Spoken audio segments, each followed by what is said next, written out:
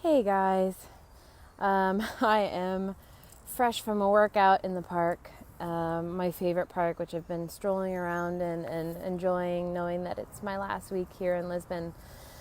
I'm trying to spend as much time in this sweet space that has been such a sanctuary for me while I've been here.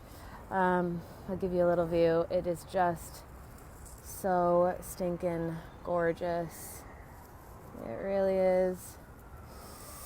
And every part of it is different. You know, there's different statues and little ponds and sirens, and the bells just chimed in the basilica across the street. And I've been thinking a lot this week about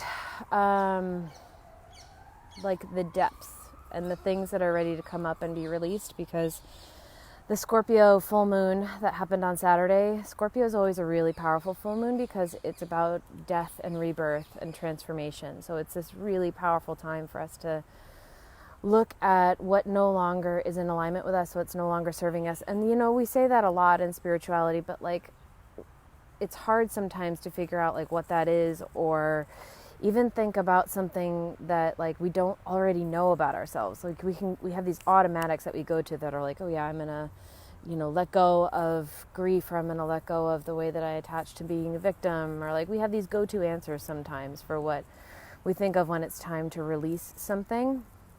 And I think what's really available inside of this Scorpio full moon is looking at, and what has really resonated with me, I was leading people through this meditation last night on the rooftop, and it just kind of came through that, like, I think part of what we're letting go of in this full moon is a judgment that we have about ourselves, like a really deep judgment that you hold about who you are or who you're not, that's ready to go. That's, hi Jen. Something that's really not actually true about you anymore. And usually the place to go digging inside of that, especially for a Scorpio full moon, is looking at the emotion. So like, what's the thing that hurts still? What's the wound that's in there still? And a deep one. This isn't like surface level stuff. Scorpio is not surface level. So think about like what still hurts. And then what's the judgment that you have about yourself inside of that hurt? And that is probably the thing that's ready to go. Because Scorpio is about release.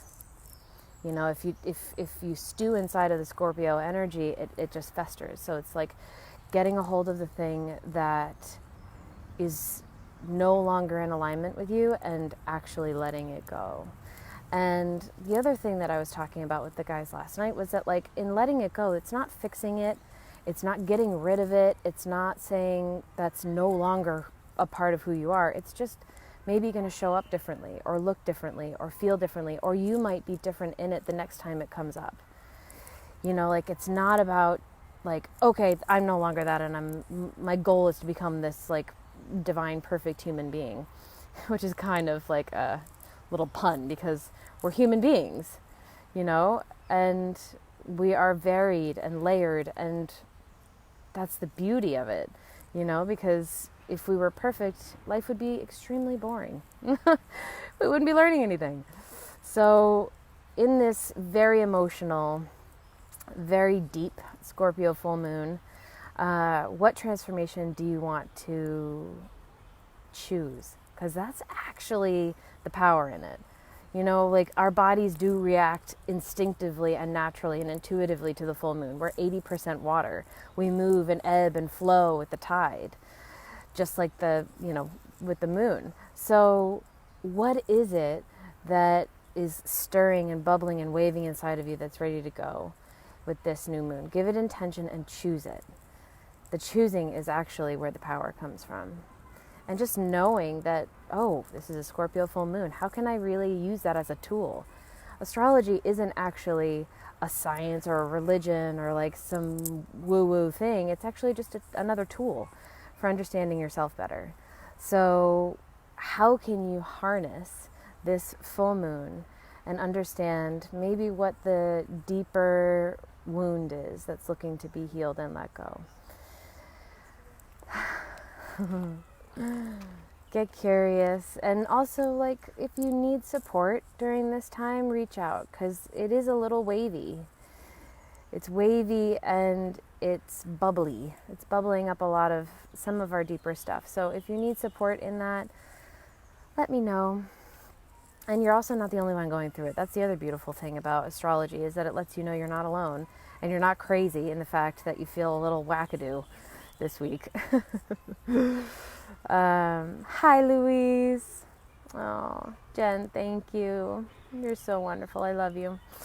Thanks for tuning in, guys. If you need support, if you need help, don't hesitate to reach out.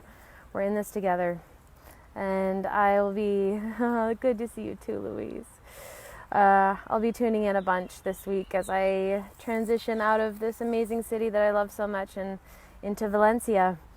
And I'm sure that there'll be some juicy stuff that comes up around that too. So I'm sending so much love to you all on this beautiful, glorious Tuesday morning and wishing you so much love. Thanks, guys. Bye.